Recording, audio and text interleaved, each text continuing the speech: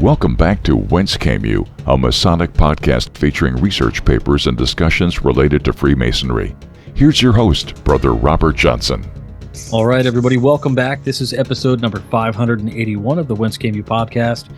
Right away, I want to thank our supporters, which are our contributors, fellows, producers, and legacy partners of the show. We cannot do this without you, and we really appreciate it. If you want to learn more about how to support the WCY podcast, head on over to wcypodcast.com, click on support the show, and check out the various options. Today, we've got a great interview lined up. We've got Brother Chad Kopensky, who is a former head of education for the Grand Lodge of Ohio, as well as the current president of the Midwest Conference on Masonic Education, which I think we'll get into this, but I think they're probably going to drop the Midwest soon because they're getting to be so large and awesome that it's just going to be this Conference on Masonic Education that is pretty much one of the only official Grand Lodge involved / sanctioned kind of things. So before we head into that, I just want to remind everybody out there, I want to say thanks for your patience. And, with the busy schedule that we've had, I've not had a ton of time to put together the podcast just the last 2 weeks. And so I'm putting this together. We're doing this interview at 4 o'clock on Wednesday, February 8th. And the goal is to have this out for you guys tonight and another episode next Sunday. So with all that said, I want to thank thank you all for your patience and introduce Brother Chad Kopensky. Brother Chad, thank you so much for finding the time this afternoon. I know it's hard to find time sometimes, but I want to thank you very much for coming on. Thank you for thanks for again, I also got 580 some of these things. I don't know how you find the time between all your traveling and stuff that you do. You are a machine, sir. We should just call you the machine from now on. So I think Bert, that comedian Bert. Yeah, Bert has that down. I can't be the machine. So I could be like, I don't know, figure it out. We'll figure something out. The mechanism, something along those lines. Thank you for having me on here. I really do. You and I have an interesting history. You actually met at the Midwest Conference in Iowa, however many years ago that was. So this conference has been near and dear to my heart for years. It's just one of these amazing ways for brethren from around the country who wouldn't normally connect to gather, to connect, to make those, those meaningful connections that just sort of make Masonry what it is, and make it just enrich your lives. So. Yeah, and I think the first time we met, you changed really, and I've said this a bazillion times, but it bears mentioning every time. You really did change how I thought about Masonic education quite a bit. Something as experiential as connecting, and how you can kind of flip the script on Masonic education to really be something that connects deeper than just your superficial nuggets of information or your historical papers, but would rather, it's almost like throwing out these etheric ideas in a room full of people that other people go, oh my God, I felt that way too. Let's connect on that. Right? You're connecting deeper on these other elements. So, number one, thank you for like opening my eyes, and I think a lot of people's eyes to this. Thank you very much. It's very kind of you. Of course, yeah. And so regarding the Midwest Conference on Masonic Education, the website is mcme1949.org, which alludes to the founding of the Midwest Conference, 1949. Mm-hmm. And it is one of the longest running Masonic education conferences.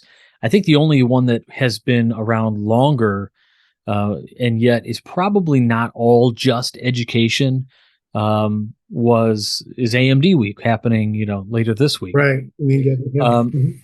And so what is interesting is we call it the Midwest Conference on Masonic Education.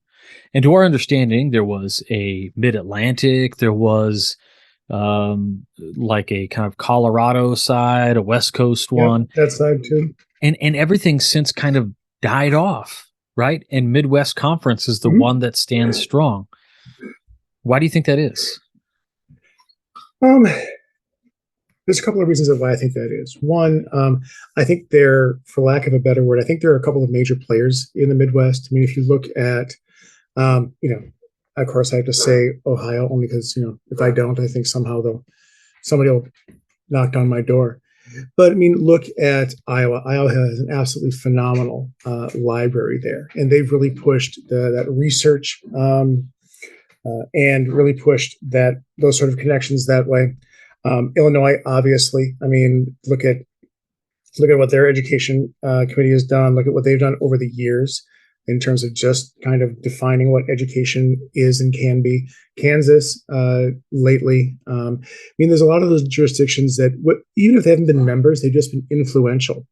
Likewise, I mean, there's sort of a Midwest against the world ethos, truthfully. I come from Wisconsin, and we sort of joke about Wisconsin against the world. And even though I live in Ohio, there's still kind of the, Midwest against the world. I think that may be why that is that sort of mentality and that sort of thought. So the Midwest, I mean, like I said, has a strong tradition, but I mean, that is also changing as well. I mean, what's interesting about this conference to me, especially recently, is they've changed their focus a little bit. It used to be a lot more about just these different member jurisdictions kind of getting up and saying what it was that they were doing. But the last couple of years, we've started to look holistically at Masonry across the country in general. And we notice that there's a lot of similarities and there's a lot of trends that then we start kind of pulling the threads on those trends. Why do we see the proliferation of one-day classes? Why do we start seeing a reduction in proficiencies, at least long-term proficiencies? Why do we start seeing them coming back? Why are we seeing more efforts like the Scottish Rite Pathfinder or House Royal Schofield Society or Minnesota's Masonic Light, where it's more geared towards people outside of Lodge? And, for lack of a better word, your industry, the absolute explosion of Masonic podcasts. So now we're seeing that Masonic education is being untethered from the lodge room. And now much more, we're seeing that Masonic education is being redefined. It has to be. It has to sort of be redefined for the world that we're in. Does that make sense? It does. And I think that fluidity has, again, as you pointed out, really bolstered the Midwest Conference.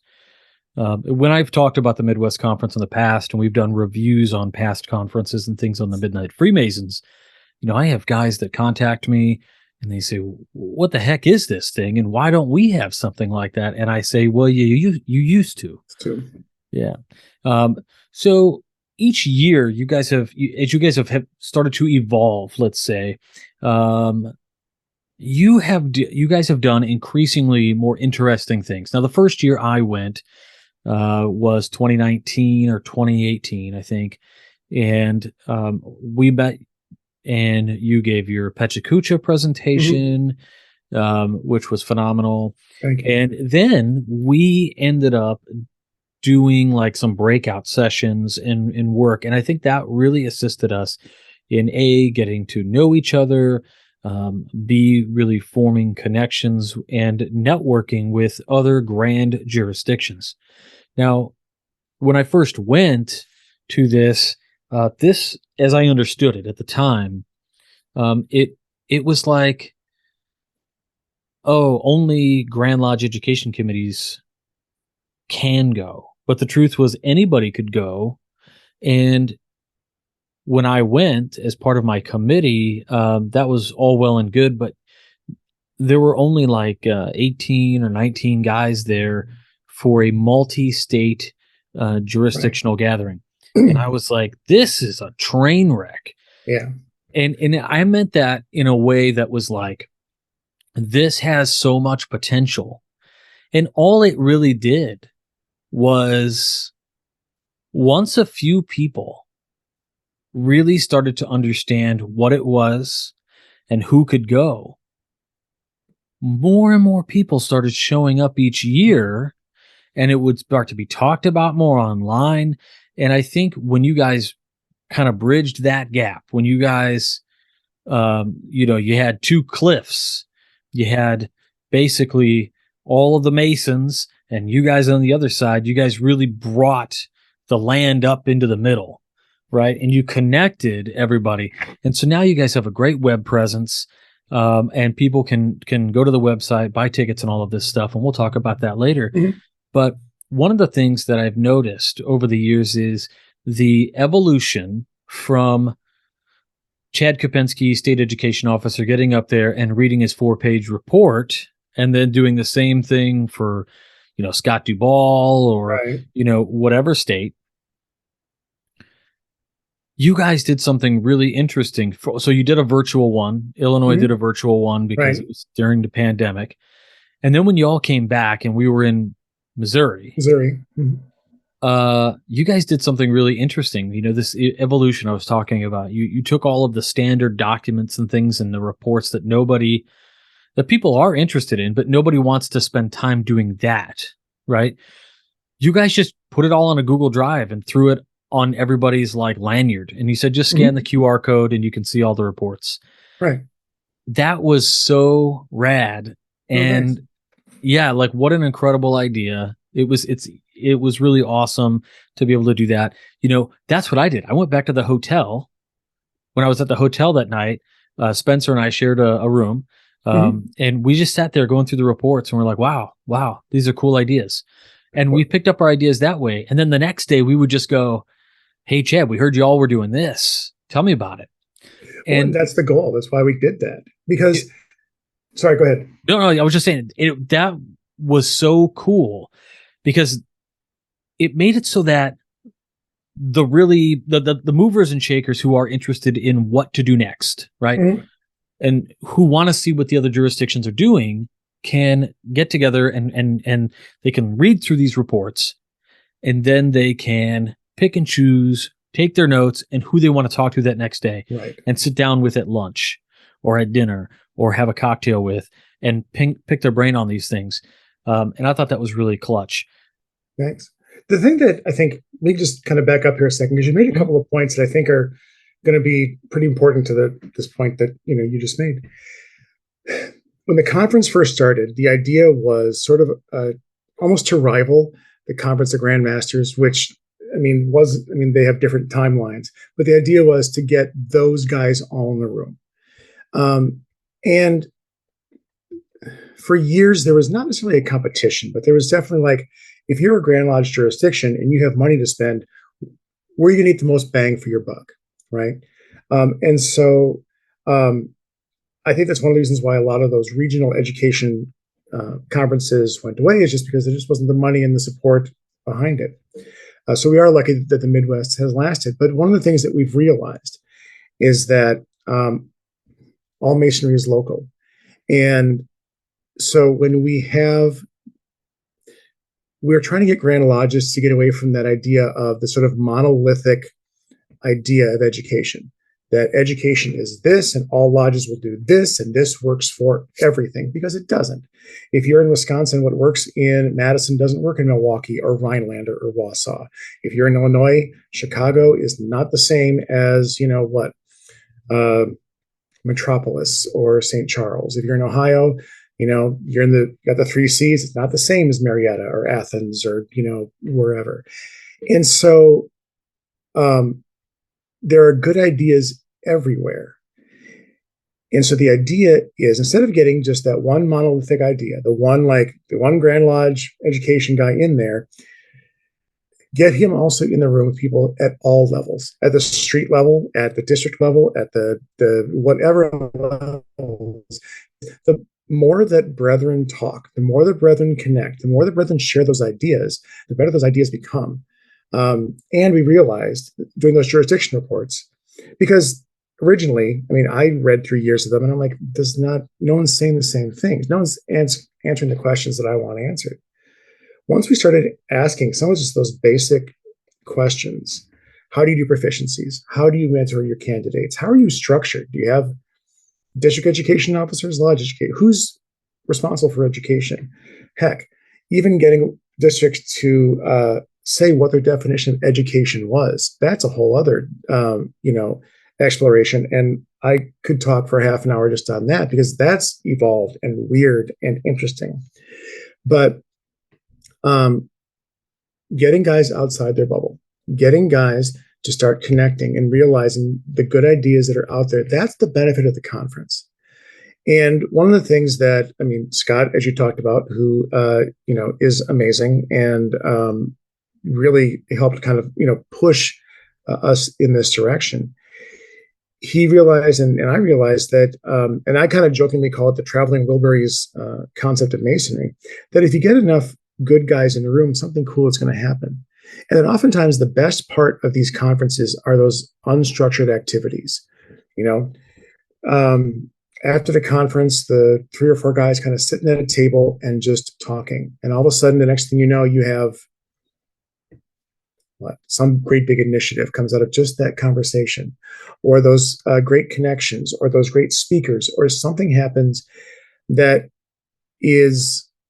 happens just because it's in that unstructured activity where you can allow brethren to speak on what is most important to them. So, and I think as the conference, one of the things that we are really leaning into, and I think especially this year we're trying to lean into that, for lack of a better word, structured, unstructured activity. We want to give you an opportunity to, see the things that are important and kind of see what's going on. But we also want to facilitate those random connections, those conversations, to have you look at those jurisdiction reports and see, oh, wow, Missouri is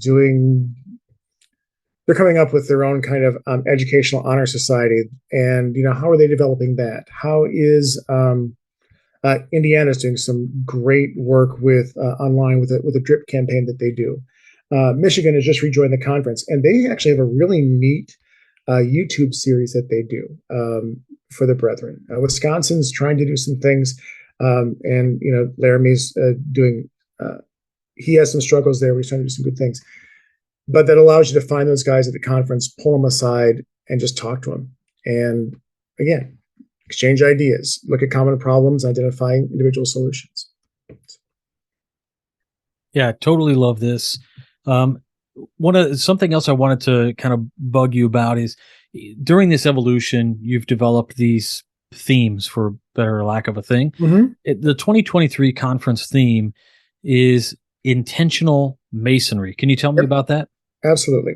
There's a brother who's no longer with us. His name is Chad Simpson, and he for 20 some years was the director of programs for Grand Lodge of Ohio, and he and I were close friends. And he and I were just talking one day and trying to figure out what direction we wanted the conference to go. And he said, part of the conversation comes this idea of intentional masonry, meaning how do we get brethren as individuals or as a lodge, as a district, as grand lodges, whatever, how do we get them to craft a unified lodge experience that reflects what is individual and valued and unique about masonry? And this kind of goes back to some things that we've talked about with the idea that we want to get away from that McDonald's franchise model of masonry, that it's okay for lodges to be different. It's okay for lodges to provide a different experience. You should expect, if you go to a lodge on one side of town versus the other, you should expect a commonality, but it's okay if a lodge provides a different experience, if they have different values, if their degrees are slightly different, because it reflects the character of that lodge, what that lodge values, what the history, what is unique about that lodge. But historically, that hasn't been something that Grand Lodges have necessarily supported. If you look, again, about maybe 40, 50 years ago, we get that business model of education where we're trying to get the same experience in every single lodge. Now, I can speak at least for Ohio. That's something that we have tried very hard to swing the other way, and we're seeing many more jurisdictions doing the same. trying to kind of get their lodges, to empower them and say, like, it's okay for you to be different. It's okay for you to do something your own way. And here's how you can do that. And so the theme this year is that exploration of, well, okay, what are some ways that we can enlighten and empower brethren, lodges, districts, grand lodges? What's a process we can walk them through? What are some techniques and tactics we can give them? And how should we do that? Because that's much harder than just saying, no, you all must do things the same way. Wonderful. I really like this. I struggled with the quote unquote unified Masonic experience as defined by many of our grand jurisdictions as Right. just the degrees, right? Like, I think beyond this, I think the Masonic experience that we should all share needs to happen however that lodge makes that deeper part of the onion be Right. that common experience. My background is in theater, and when you learn to be a director, they tell you that the audience's experience starts as soon as they turn off their car. So what is their experience as they walk across the parking lot, as they come into the theater? And these are things you should consider, because, and the idea of unity in that sense is that if they come into this really gorgeous, beautiful, old, ornate theater, let's not have just a really awful looking, shabby set on stage. Or if as they walk in, maybe there's music playing that helps set a particular mood or sets a particular tone to what they're experiencing. And you can go pretty crazy. You can start doing burning incense and lighting. You can go pretty crazy. But even just to have that discussion as a director in a theater, crafting that particular experience that supports the entire production, so that they don't have one experience coming in, one experience while they're there, and one experience on the way out. And that's the unity we're talking about with that idea of lodge experience. When your brethren come in, not just for the degrees and not just the ritual, but that's important of it. What is their experience in a lodge? What does this lodge value? Do their actions match their values? And if not, either change your values or change your actions. And I realize I'm speaking kind of nebulously, but there's two examples that I really like. One involving ritual and one not, that I think kind of illustrate this. The one involving ritual, at some point, somebody puts, an apron on you the first time. And there's a lodge in Ohio that we were all kind of talking about what's the most important part of ritual. What's the most important moment? And this one guy got up and said, when they put the apron on me the first time, the person just yanked that knot tight. And I felt those cords, they cut into me, they wrapped into me, and I felt that weight of the apron. And I just had that moment of realizing, you know what, I'm obligated. I'm going to be carrying this with me the rest of my life. I feel that obligation. And as the brethren was sitting there talking, they're like, wow, that's a really cool moment. Oh, that's really awesome. So now when they initiate somebody, they snap those cords and they make that a moment. And then after the degree, they tell him the story. Like, this is what we did to you, and here's why. The second moment, which is non-ritual, which I thought was just so simple and so brilliant, and that I'm amazed that no one ever thought of this. In most Masonic meetings, there's the purge, right? And somebody closes the door and then they start the meeting. This one lodge I went to, the worshipful master and the senior warden stood on other side of the door. They stood outside the doors, and they greeted all the brethren by name, shook their hands as they walked in. So as a brother, you're walking in, and the master, if he doesn't know you, he shakes your hand. Senior warden, same thing. And then when 7:30 your time came, the master and senior warden looked at each other. Okay. They closed the doors. They took their seats and they started the meeting. And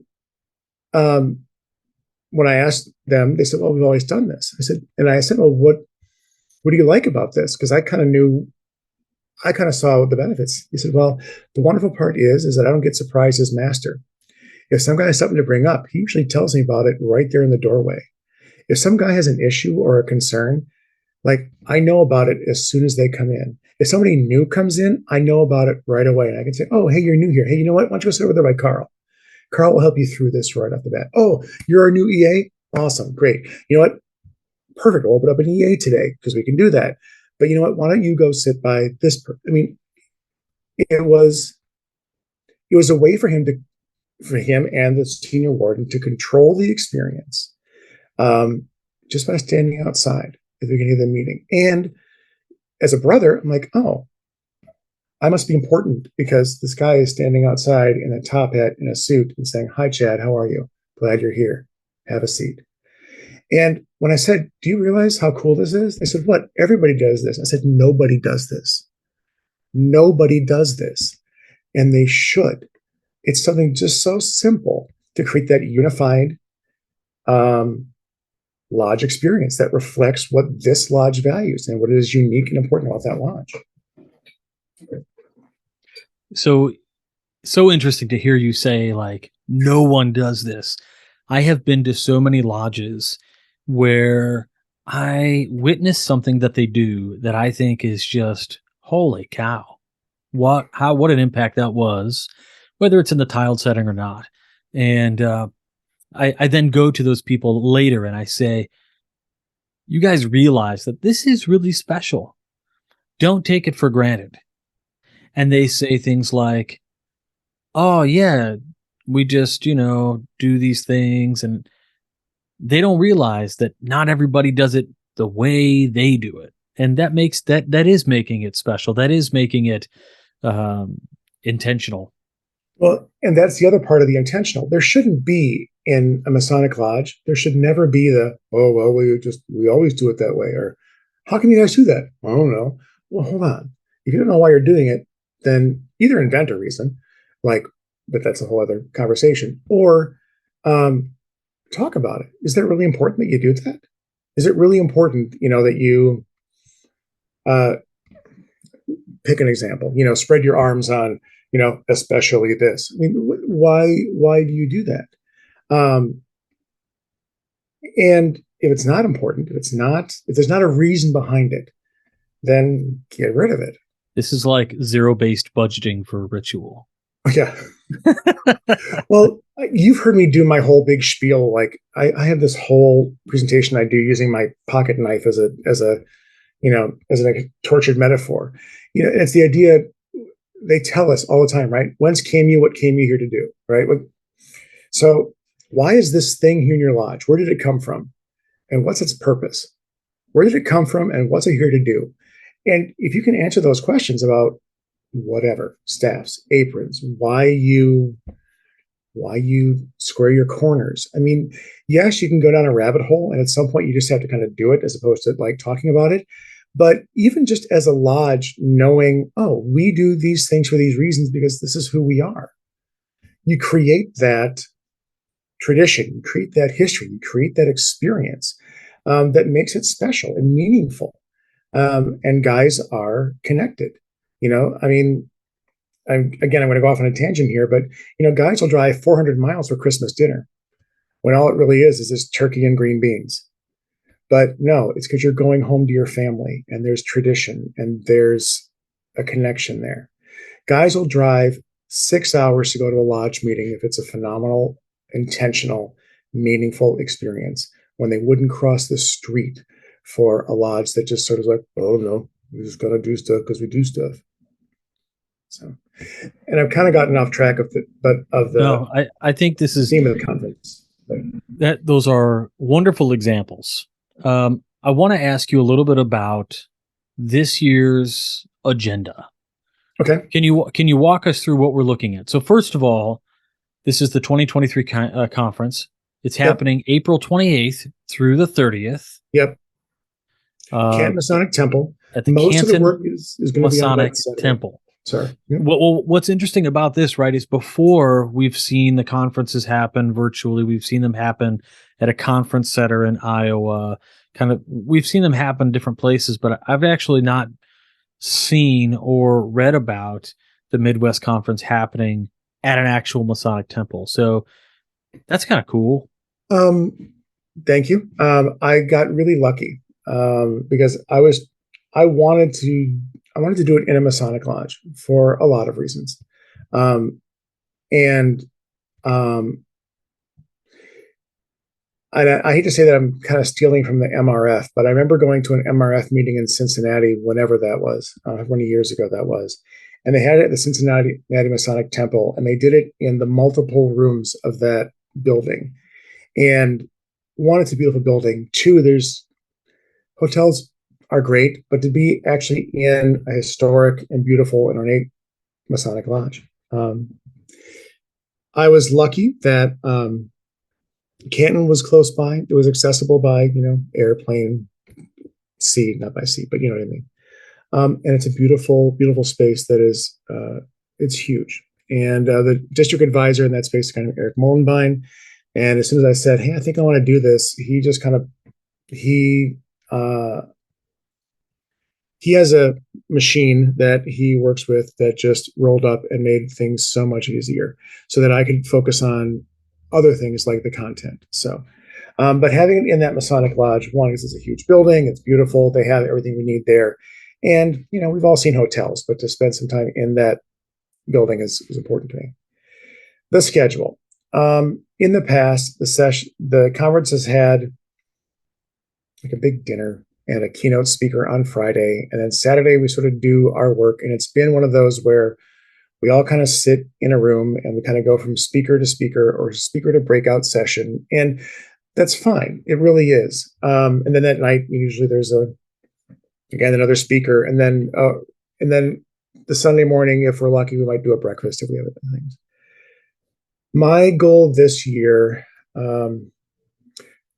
basically, I wanted enough different activities that you couldn't possibly go see everything. I wanted you to have to choose. And unfortunately, I wanted you to have to miss out on a few things.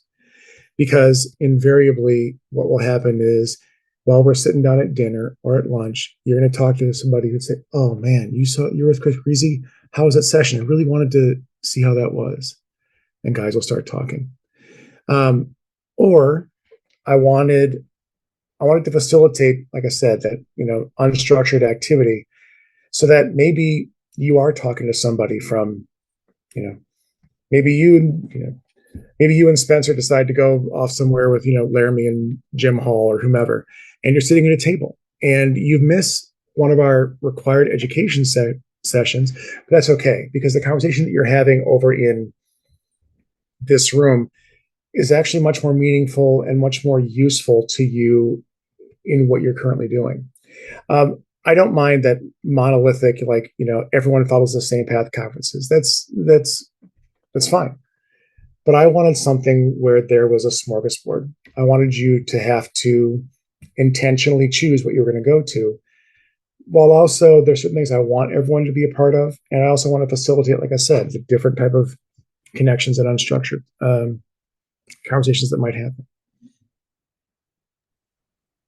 Yeah, when I first read the conference agenda, I had some concerns about the conflicting sessions.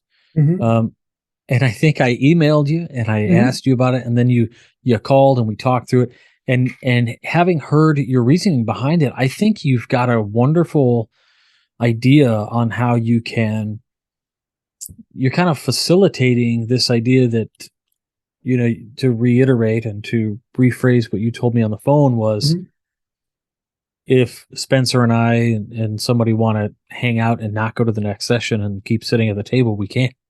Yeah. I think that's really cool. Well, because, and again, I feel like I'm dunking on other sessions or Grand Lounge sessions at the conferences. No, but, it's okay. Iowa was wonderful, but being able to sit and talk to, you and Scott and the Illinois, group that we were with changed my life. Absolutely changed my life. Being able to talk later to, a ton of those guys. It's those connections which make things meaningful. And not that listening to the speakers that we had then were bad, but even sometimes when I'm listening to those, big speakers that, are talking to us, I'm thinking, man, I really want to go and talk to that guy because I just thought of something that he said, and I want to, I want to be able to create the conference experience that's meaningful to me, and so I want to make sure there's plenty of options. And so that's why we structured it the way that we did. We are going to have the Grand Lodge officers there, and we have a little bit of session with them. But then a lot of our sessions are going to be more hands-on, or more kind of talking about a particular tactic, with the idea being that we can't necessarily teach you totally this tactic. We can talk about either the development of it, or the theory behind it, or the thoughts behind it, give you some resources, but then also give you some time to talk to, Alex Herbert, or Mark Allred, or Chris Greasy, or Chris Busby, to take those ideas and then develop them further with those experts. And then, you mentioned the unstructured part. We have 2 unstructured rooms, which I have no idea what's going to happen in these things, but I think it could be interesting. I'm just going to set up and do tarot readings. It'll be fun. I'm telling you, what you do is you just set up.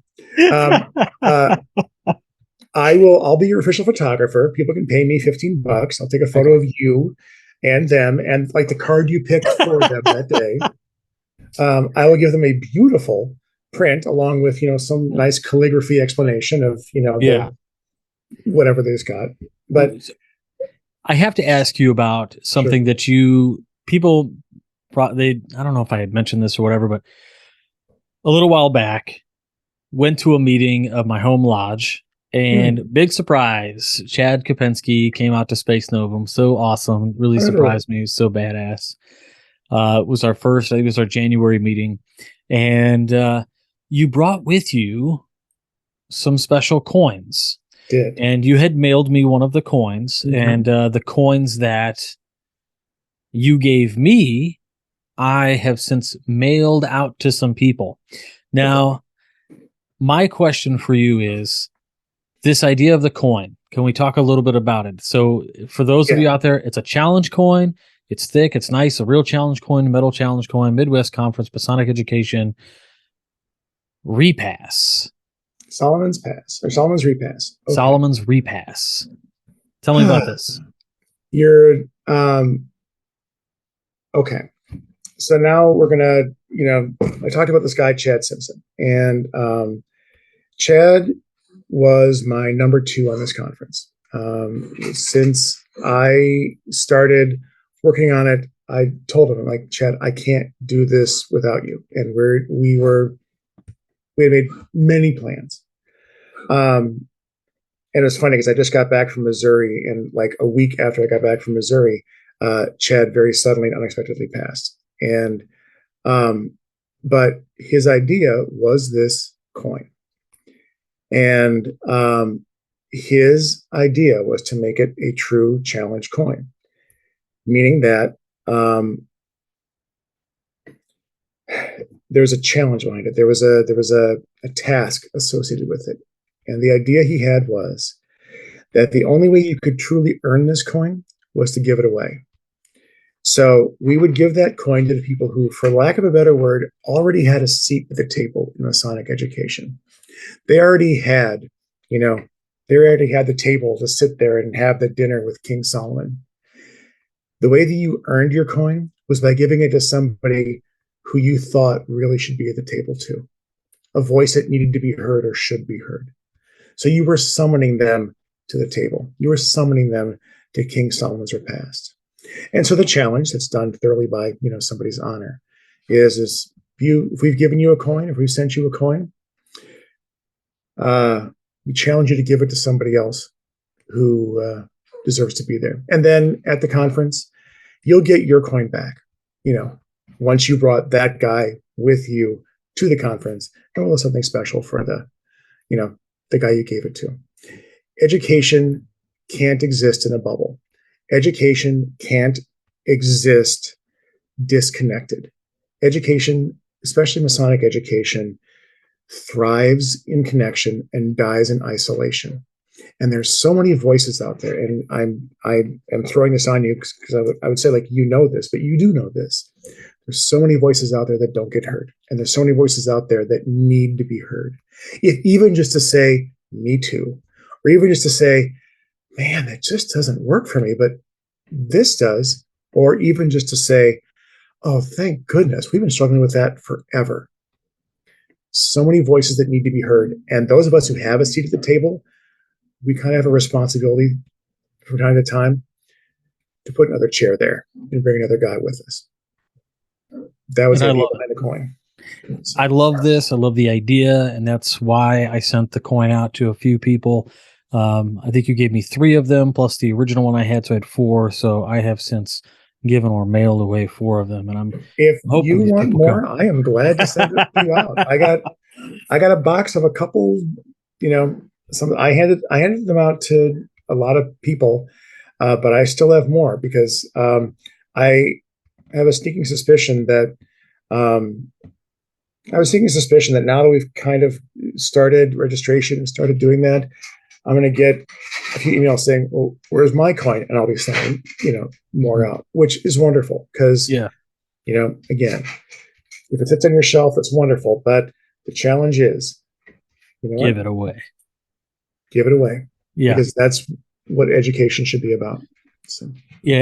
And I think as just an aside to this idea that I've always felt like when guys like you, when guys like me, we kind of get into these positions, oftentimes we are, I don't know, like somehow something happens and we say, how can we use our quote unquote power and influence to bring somebody else up who we know should go farther than us? Right. Like, how can I be the stairs that somebody steps on? Right. And I think this idea really helps to put that into action to say, I know for a fact there's a dude I wanted to come to Masonic Week, and he can't make it. And I'm hoping that he'll pick up the coin, and I hope he'll make it to the Midwest Conference, because I think I've told him, I said, for a young guy, you are so involved in Freemasonry. You're too involved, but I don't want to tell you to stop, because I think he's such a good force for Masonic education and brotherhood and all these things. And so I think this is a great opportunity for those brothers to be singled out and to say, hey, you are somebody who really should be at this table. Well, and that's, getting, meta for a second. I remember sitting as senior warden, and in Ohio, we have annual lodge inspections where we have to exemplify a degree, and, the district leadership comes down and, tells us what we did wrong and right and whatever. And I remember that our district deputy at the time singled me out when he gave his oral report, and, singled me out and said, you did a really great job with the ritual, did a really great job, here. And as a young guy, like, this guy had all those wonderful, like, letters before and after his name, right? Right worshipful district deputy. He since went on to become Grand Master, and he's a very good friend. But it started kind of there, him saying, like, oh, I notice you, I see you. And, everyone kind of wants to be seen, everyone kind of wants to be heard. And you're right. As when you get in that position of power or influence, even though, I don't know how much I necessarily have, but it's incumbent upon you to see and hear, whatever is given to you, you really need to give it to others. So, and that's kind of why, if you look, a lot of the names that you're going to see on our schedule probably aren't names you've heard before. Maybe Alex Herbert you may have heard of, only because he wrote a book called the Lodge Liberté that made some noise, but I'm making him do something else just because I can. Chris Busby's name a lot of. Well, let's be honest. I mean, a lot of times these things you kind of lean on your friends, but also a lot of my friends in Ohio are guys that I really think should be heard. Chris Greasy is somebody that he's really well known in his district, but he's got some great ideas and does some phenomenal work, and he needs to be heard. The one person that I'm really excited about, as silly as this sounds, and I think you may appreciate this story more than anybody else. We have a guy talking about the use of a chamber of reflection with a Blue Lodge. In Ohio, we've written, guidelines for this that have been around for a while. The guy who's doing it is a guy named Rob Painter. Rob has been a Mason for about a year and a half. In Ohio, we have something called our Royal Schofield Society, which is a Masonic education honor society where people have, they have to do a lot of work in order to earn this. It's exploring, personal connections as well as external connections. There's a lot of work to do it. Dude's done it. And his masterpiece, which was, you have to do this researched piece that is both personal and connects to an established body of research. His was on the use of a chamber of reflection in Blue Lodge. And I wasn't able to go see his masterpiece. Other guys were. But the next day, most special Charlie Murphy, who has been big in this conference, called me and said, "You got to meet this guy, Rob Painter. You got to talk to him." And I texted him congratulations on finishing his masterpiece. Once I found out what it was, I started just talking to him and realizing, first off, I made his day because I asked him if he'd actually looked at Ohio's guidelines for chamber of reflection. He said, "Oh yeah, that was a lot of the basis of what I did." I said, "Well, I wrote those, right?" And you just, you can almost hear his face blanch over the phone. I'm like, "Believe me, I'm nobody important, but that's kind of cool that you actually read something that I wrote. Thank you. At least somebody did." But then when I said, I keep hearing from all these guys, my circle, I keep hearing that your presentation was so wonderful, so heartfelt, so, I got this conference coming up and I've wanted something about the chamber of reflection. Could you kind of talk to me about your thinking and what you did? And after about 5 minutes, I said, "Would you consider presenting at this conference?"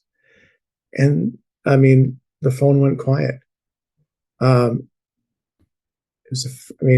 don't know this guy that well, but I imagine it was the first time he was ever asked to speak for something Masonically.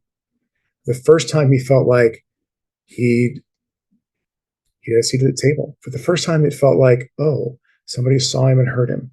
He was so honored and so grateful and so gracious. And I know his presentation is going to be absolutely phenomenal because I've heard what he's saying and I've heard what he's thinking and how meaningful it is to him and what he wants to do with his lodge. And truthfully, if nobody else sees it except me, and it's going to be a win and a phenomenal presentation and a phenomenal benefit and a step forward for Masonic education because this guy gets a chance to step up and show who he is and what he knows. So anyway, but long story short, I'm trying to feature names that we haven't necessarily heard from in that world of Masonic education, by also bringing up some names that we also do know, like Chris Busby, like Alex Herbert, like Dr. Heather Calloway from Center for Fraternal Research at a university. We're trying to again feature the old and the new, which is so important because I'll tell you, as somebody who speaks at conferences, and I do a lot of that, I can tell you that as somebody who goes around at these things, I am like, I've done this stuff a lot. Are you sure you want me to come out? Like, there's got to be like some more talent, right? And that's why like we have some of these websites, where we're trying to showcase other speakers and things because it can't all like what How thus many spoke. times can we hear you talk about, Well, pick something? Yeah. exactly, right. But like, it's thus spoke Zarathustra. He comes down and he says, like, you think you're the ebb of mankind.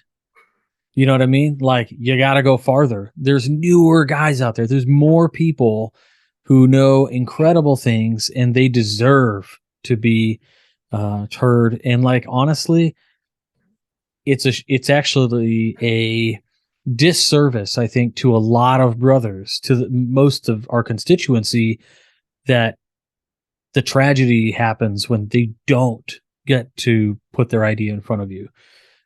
You But know, right. Well, whole books and plays have been written about, attention must be paid and guys, being able to be heard. But that's why I think, some of those websites you mentioned that do list Masonic speakers, and thank you, because I actually did get a speaking gig off of one of those. So thanks for that. That is important because, I mean, if you are planning a conference, if you are planning an in-gathering, if you are planning, something, you think, well, who can I get to speak? You do lean on your friends, but then you go and well, I know these people from this podcast or these people from this, jurisdiction. It's hard to find those new voices. And conferences like this, or some of those pop-up things, like we're seeing a lot more. We're seeing a lot more online things. Like Ohio had their traveling Masonic road shows, and they did those both in person and virtual. The different Masonic cons that are out there. There's more and more opportunity for guys to gather to see those newer voices. And sometimes, you just got to make sure that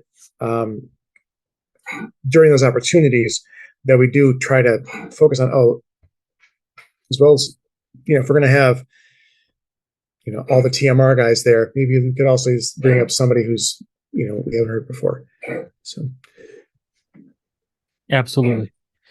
So, and if my dogs are eating behind me, so I apologize if we're No, hearing you're fine. because I have 4 dogs. It's okay. oh yeah, you're good. Yeah, so 3 dogs. Trouble's a great dog, but sometimes she just makes weird noises when she eats. So I apologize for that.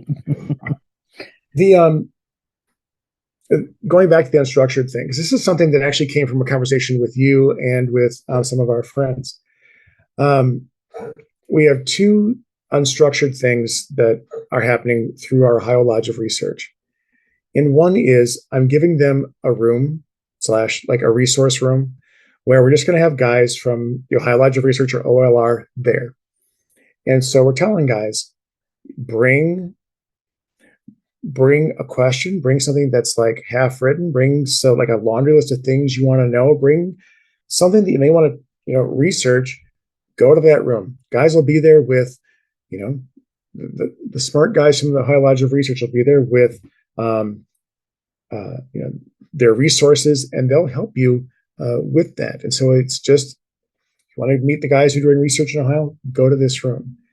One thing they're also doing in this room, which I have no idea this is going to work, but it should be interesting. We're calling them Masonic lightning talks.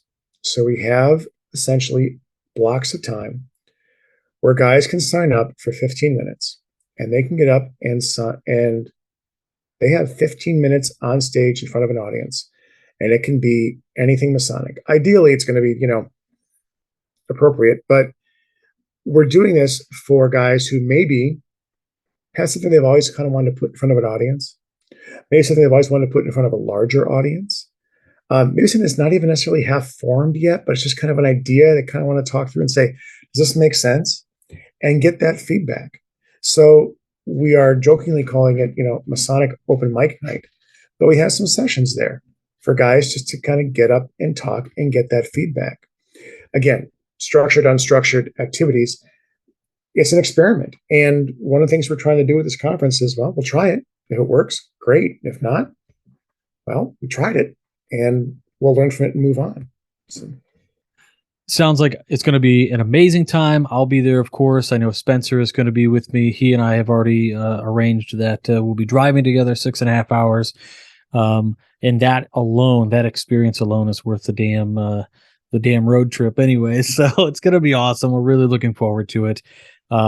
Chad, I can't thank you enough for having the tenacity to stay after me because I'm flighty, and B, I want to thank you for coming on and really everything you do for Masonic education. I know is not going to just culminate. This is not going to be your peak in Masonry, but I'm sure it's going to be a shiny spot in your memory for years to come.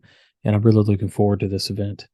Thank you. And, as always, I say the same thing about you. I mean, I'm grateful for your friendship. I'm grateful for, the time that you give me and the support. And you always say such nice things. And I'm always wondering like who you're actually talking about. But thank you very much. I really appreciate the kind words and the help. It is you, my brother. I'm looking forward to seeing you because I usually get to see you at the conference and then we get to go play. I can't wait for it. So, it's going to be great. Yeah. Great.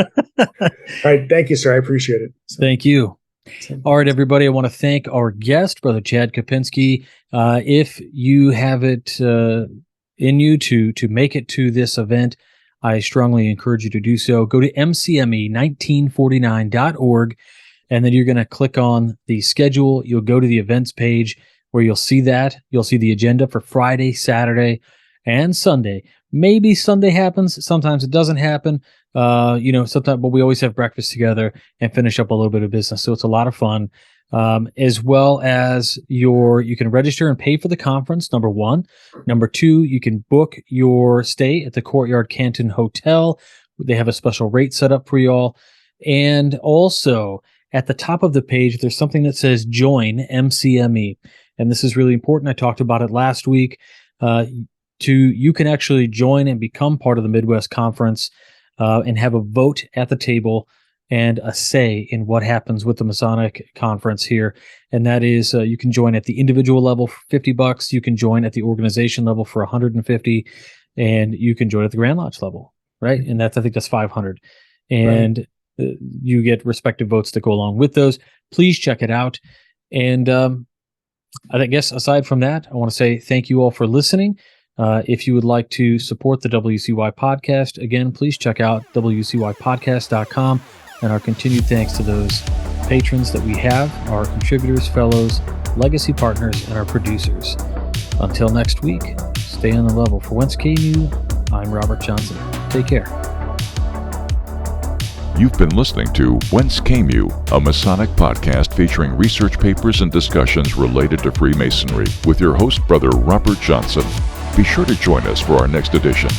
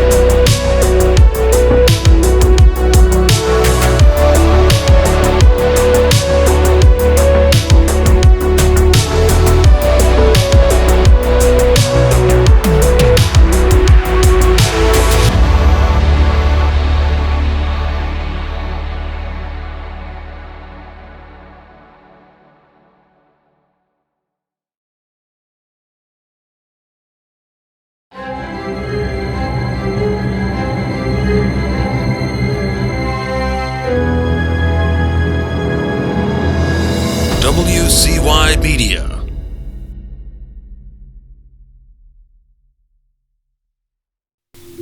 That's it.